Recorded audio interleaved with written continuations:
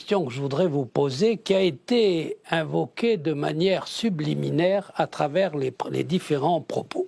Selon Pierre Nora, l'histoire rassemble, mais la mémoire divise et sépare.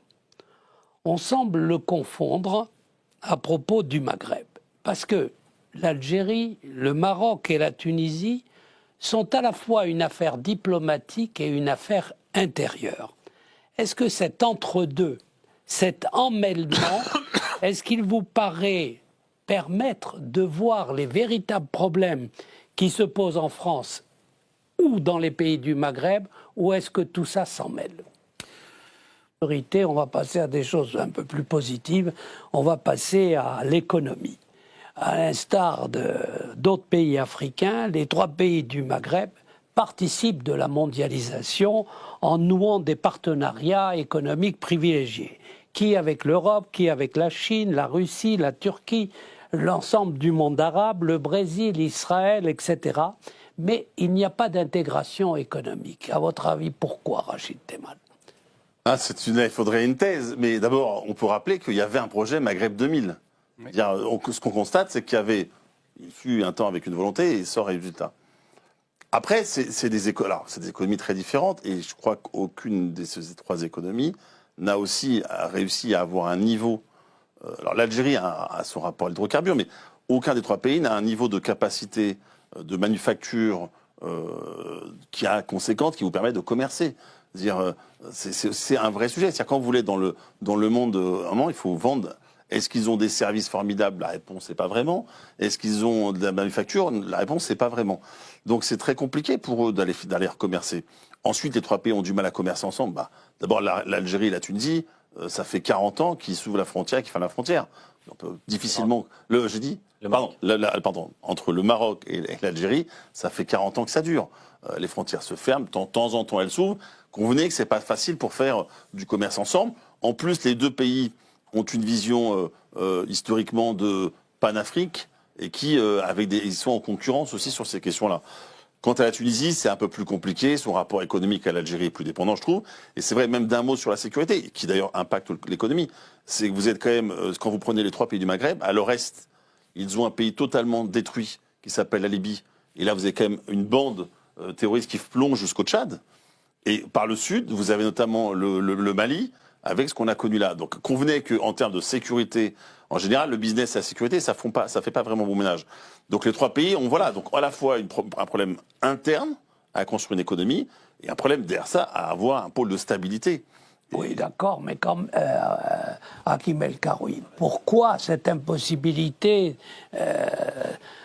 peut-être pas de faire un marché commun, mais d'avancer vers une perspective économique commune? On a des tribus qui sont en guerre les unes contre les autres, ce qui est assez traditionnel dans le monde arabe. On pourrait dire berbéro-arabe. Au XXIe siècle, on se dit que c'est un peu dommage, mais il y a cette idée que le voisin, l'autre, le plus proche, est un concurrent. Et jamais un collègue, jamais quelqu'un avec qui on va coopérer. Donc on va toujours travailler avec des gens loin et on va toujours se méfier des gens proches. Et malheureusement, c'est comme ça que ça fonctionne. Pas seulement au Maghreb, dans tout le monde arabe. Il y a des accords de libre-échange, les accords d'Agadir, qui n'ont jamais été vraiment appliqués nulle part dans le monde arabe. Pour autant, moi je pense que... Comment vous expliquez cette difficulté pour les pays du Maghreb à commercer entre eux et à créer justement quelque chose, une forme d'union économique? D'abord, je voudrais répondre à M. Allez-y, Pierre. Venons-en à la question sur pourquoi est-ce que ces 3 pays ne coopèrent pas. Pour une raison simple, dans le cas de l'Algérie, qui est le pays le plus riche, les choix de la direction militaro-sécuritaire hydrocarbures et de vivre de cette fronte-là, et ils n'ont pas développé le pays. Les choix de Ben Ali, c'était le tourisme de masse européen, et ça a à peu près fonctionné, mais le reste du pays est très pauvre, et ça a donné la révolution de 2011. Le Maroc, lui, a fait des efforts de développement et d'industrialisation qui sont considérables. Et je vous recommande, par exemple, d'aller à Tanger et regarder, y compris ce que nous avons fait, y compris quand j'étais au gouvernement, en termes de délocalisation contre l'emploi en France. On a fabriqué des usines d'automobiles, on a exporté des moyens de transport modernes. Le Maroc a construit un système bancaire, un système de services qui est extrêmement performant dans le monde africain. Et eux, ils sont en train de bâtir une économie qui est assez convaincante. Après, il reste naturellement la question du Sahara occidental et la tension avec l'Algérie, qui est un frein supplémentaire à la coopération entre le Maroc et l'Algérie. Mais tout ça, ça veut dire quoi? Ça veut dire que les idées d'un grand Maghreb économique n'existent que dans les rêves des Européens. C'est pas dans la tête des acteurs sur place. Chacun a son mode de développement. Je ne sais pas si c'est une constante du monde arabe, peut-être, mais en même temps, moi je note que, pour le regretter d'ailleurs, que les pays qui ont de l'argent dans le Golfe mettent très peu d'argent dans le Maghreb. La Tunisie a besoin d'investissement, l'argent il vient pas du Golfe par exemple. Et c'est tout à fait regrettable. Donc il n'y a pas de communauté là aussi d'envie de développer ces pays qui pourraient l'être. Merci. La question qui se pose, c'est qu'il y a eu ce qu'on a appelé le Hirak en Algérie en 2019. Le premier printemps arabe s'est situé en Tunisie en 2011. Le Maroc a pactisé avec le parti islamique pour former un gouvernement. De tous ces changements, de toutes ces révolutions, selon le proverbe français, on pourrait dire tout change pour qu'à la fin, rien ne change. Quel est votre avis, Rachid Temal? Là, vous parlez de trois situations qui ont des vraies différences. J'ai envie de dire que pour la Tunisie, ça a bien commencé, mais ça termine quasiment pire qu'avant. Quand même, l'évolution du régime actuel, que ce soit sur les institutions, sur la pratique du pouvoir, est quand même assez compliquée. Sur l'Algérie, c'est vrai qu'on a le sentiment que tout est fait pour qu'on vienne à la case départ. Sur le Maroc, il y a quand même une capacité à se régénérer, je trouve, démocratiquement, qui est un peu plus loin. Donc, ces trois situations, j'ai envie de dire, assez différentes, mais qui ont un point commun, c'est-à-dire la difficulté à la fois des sociétés assez figées face à un pouvoir qui quand même bloque les choses. Et on voit bien que ces trois pays-là ont un peu, je pense, du mal à concevoir ce qu'est le XXIe siècle, et notamment l'évolution de leur population comme une société, j'ai envie de dire, libre. Donc, mais voilà, il y a beaucoup de points communs, beaucoup de différences. Voilà ce que je peux dire sur cette comparaison, j'ai envie de dire. Pierre Lelouch, qu'est-ce que vous en pensez? Moi, je pense que vous aviez raison dans votre question. Dans votre question, vous aviez raison. Plus ça change, plus c'est la même chose. Le régime marocain s'est maintenu en cooptant dans un premier temps la mouvance islamiste. Et puis il l'a en quelque sorte enzymé, puisqu'ils ne sont plus au gouvernement. Le roi est toujours là, solidement. Et le pays, ma foi, se développe et se développe plutôt bien en Afrique. La situation en Algérie est absolument inchangée, c'est-à-dire que les mêmes sont toujours au pouvoir, un mélange de militaires et d'appareils sécuritaires qui se maintient au pouvoir et qui vit, comme l'a dit d'ailleurs à juste titre le président de la République, dans des crises permanentes avec l'ancien colonisateur, exploitant une rente mémorielle qui ne s'épuise jamais. Voilà, donc ils sont solidement au pouvoir. Et les Tunisiens sont revenus à un régime ultra-autoritaire, sans parlement, dimension ouvertement raciste à l'encontre des populations subsahariennes qu'il est en train de nous exporter en France. Donc c'est assez cataclysmique pour la Tunisie, qui est extrêmement pauvre et qui est en crise très profonde. C'est état normal, dictatorial, autoritaire et dans une gabegie économique considérable en Algérie. Le pays qui s'en sort le mieux, c'est le Maroc, qui a surmonté tout ça. Et la France réussit le prodige de se disputer avec tout le monde et pour la première fois de se disputer en même temps avec l'Algérie et le Maroc, ce qui est quand même sans précédent dans l'histoire. D'habitude, on avait tantôt un problème d'influence. On va rentrer dans le détail, Pierre Lelouch. Mais d'abord, Hakim El Karoui. Alors, on a entendu ce qui est dit sur les trois pays, et notamment la Tunisie. C'est votre avis? Oui, la Tunisie invente. La Tunisie est dans l'accélération du temps. Ils sont arrivés à la démocratie avec un petit peu de retard, y compris par rapport à leur situation sociale éducative, parce que la Tunisie est très éduquée depuis très longtemps. Et puis, il y a eu 10 ans de démocratie avec un vice original qui était la Constitution. Les Tunisiens ont fait une Constitution en 2013 que le monde entier a applaudi. C'était une Constitution pour les Norvégiens, c'est-à-dire une Constitution fondée sur du consensus. Parce qu'il voulait, il y a eu une alliance entre la gauche et les islamistes pour que personne n'ait le pouvoir. Donc le pouvoir a été réparti partout, et du coup le pouvoir a été exercé par personne. Sauf les partis se sont mis d'accord pour se répartir les postes. Le résultat, c'est qu'ils n'ont pris aucune décision, que les espoirs nés de la révolution, du printemps arabe, etc., ont très très vite été déçus. Et puis il y a eu un glissement vers un système de plus en plus autoritaire avec l'appui des jeunes. C'est ça qui est extraordinaire, c'est que les soutiens du président actuel, ce sont d'abord des jeunes. Et il a fait campagne, pas pour dire qu'il allait mieux gérer la Tunisie, mais qu'il allait débarrasser la Tunisie des voleurs. Et aujourd'hui, d'une certaine manière, c'est de son point de vue ce qu'il est en train de faire. Il a installé une constitution ouvertement dictatoriale, avec un blanc-seing des Européens, pas des Américains, mais des Européens. Et il est en train de détruire tous les corps intermédiaires. Les partis, les élus. On pensait que c'était impossible de faire tomber les islamistes. C'est fait. Il a changé la constitution. On pensait que c'était impossible. Il l'a fait. Maintenant, il a supprimé toute liberté de la presse. Il commence à s'en prendre aux hommes d'affaires. Et la suivante sur la liste, c'est évidemment la France. Oui. Alors, Jean Dufourcq, là, vous venez d'entendre ce constat. Quel est le vôtre en tant que, j'allais dire, expert stratégique ? Moi, je ne partagerai pas la totalité de ce qu'il vient d'être dit, dans la mesure où je pense qu'il y a quelque chose qui a beaucoup changé quand même, c'est la jeunesse.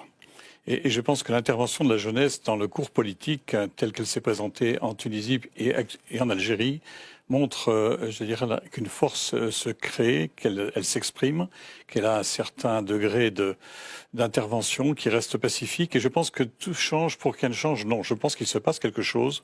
Et je me pose, moi, la question, qui est une question de chercheur, est-ce qu'il n'y a pas aujourd'hui la naissance d'une espèce de conscience d'une jeunesse maghrébine qui dépasse un peu les frontières et les nationalismes. Alors justement, Jean, je voulais vous interroger sur ce point précis. Ces pays maghrébins restent des pays jeunes, avec des jeunesses qui sont à la fois en révolte et, pour nombre d'entre eux, acculés au chômage, notamment les diplômés qui cherchent à émigrer. Ils sont éloignés du pouvoir et le pouvoir semble les ignorer.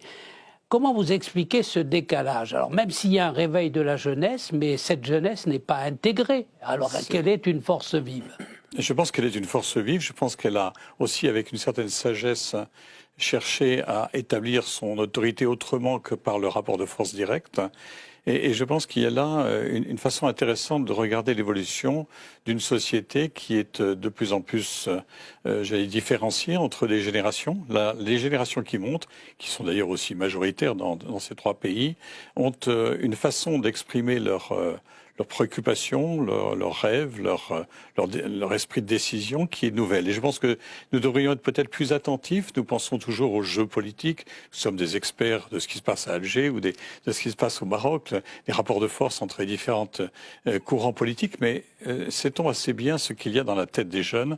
Je pense qu'aujourd'hui, le chercheur, moi je suis en contact par mes anciens étudiants, j'ai enseigné beaucoup ici en France à des Français qui avaient des origines maghrébines et qui restent très connectés, à leur pays d'origine et qui aujourd'hui nous disent cela, ils nous disent des choses nouvelles. On va rentrer là-dedans. Alors, je voudrais avoir votre avis à tous, d'ailleurs, tous les quatre. Jean Dufourcq vient de s'exprimer, mais Pierre Lellouche, le fait qu'il y ait des pays jeunes et des démocraties en Europe qui sont, j'allais dire, vieilles. Il y a une question que je voudrais vous poser qui a été invoquée de manière subliminaire à travers les différents propos.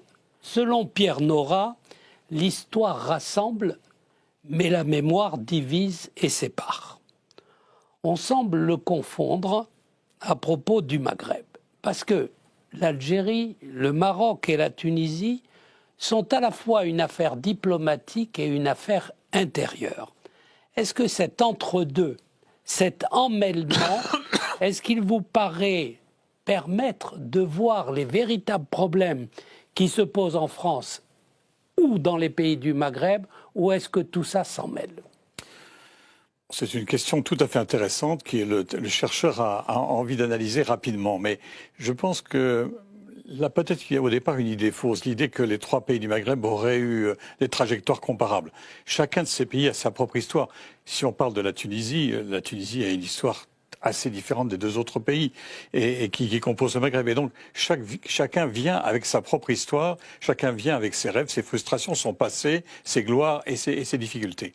Et je pense que si l'on part de cela, eh bien, on comprend assez bien que, j'allais dire, que l'histoire peut un peu diviser et peut aussi renvoyer à chacun une image différente.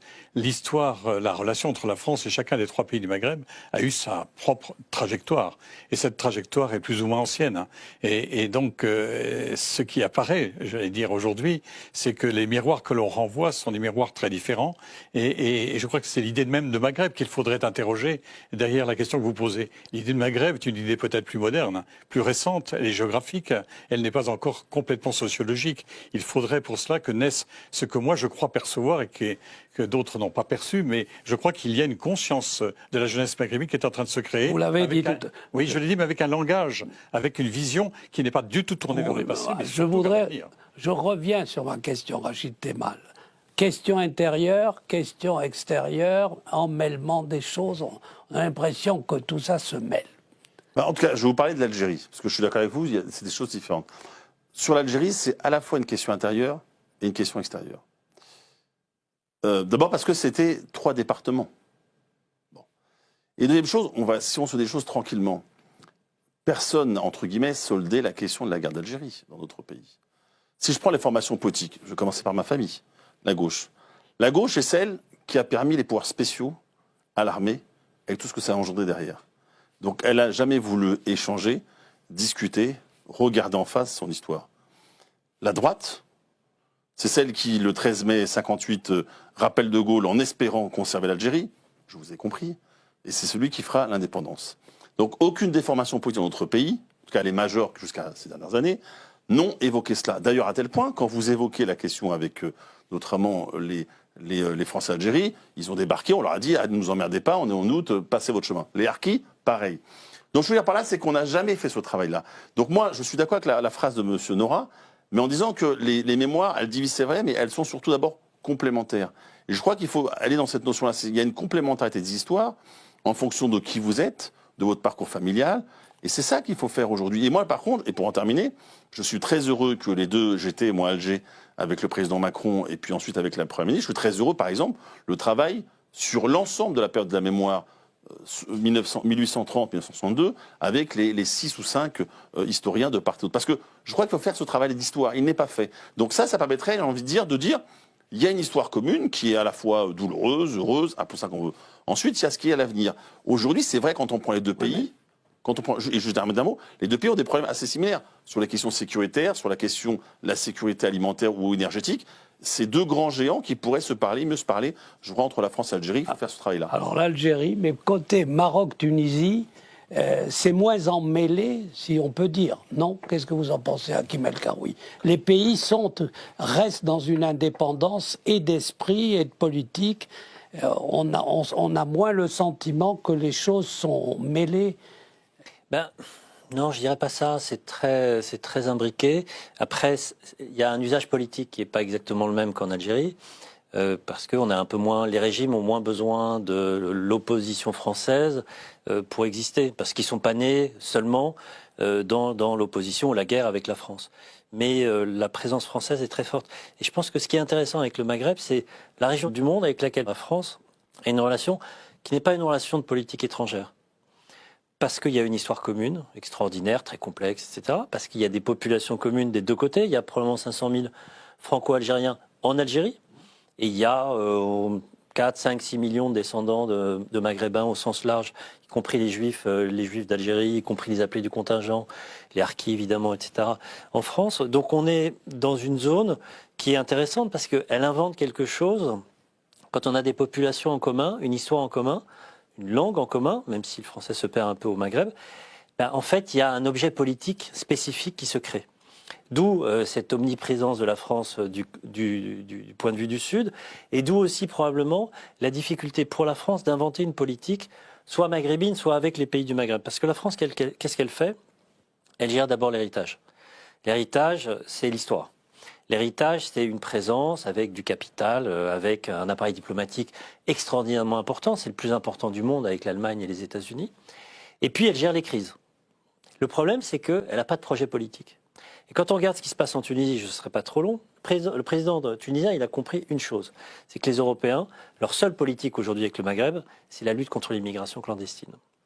Et donc il leur dit, je vais lutter avec vous contre l'immigration clandestine, et en échange, vous me donnez de l'argent, et surtout, vous me foutez la paix. Mais qu'est-ce que ça veut dire? Ça veut dire qu'il y a tellement plus de projets politiques que l'inquiétude de Pierre Lelouch, très zémourienne, hein, pardon pour lui, en fait, c'est ça qui fait la politique de la France au Maghreb. Et c'est pour ça que ça ne marche pas. Il faut un projet politique à l'échelle, au niveau de notre engagement politique avec le Maghreb, qui est une imbrication politique. Oui, alors sur cette question, Pierre Lelouch, l'imbrication affaires intérieures, affaires extérieures, qu'est-ce que vous en pensez? Je pense que là, je rejoins Rachid Temal. Je crois qu'il y a une vraie différence entre l'Algérie et les deux autres. L'Algérie, c'était 3 départements français. Et donc, il y a ce lien qui est, en tout cas, des deux côtés très important, et surtout du côté algérien. Dans les deux autres cas, la Tunisie, qui était un protectorat, et le Maroc, qui a toujours été un royaume, il y a 2 histoires différentes. Et peut-être un éloignement plus grand par rapport à la France, et moins d'exploitation de cette histoire de mémoire. Au contraire, les Marocains sont très patriotes, très nationalistes. Mais généralement, je considère que ce mélange des genres, que cultive d'ailleurs, à mon sens, à tort le président de la République, ne rend service à personne. La majorité de la population dans les pays du Maghreb n'était pas là pendant l'indépendance.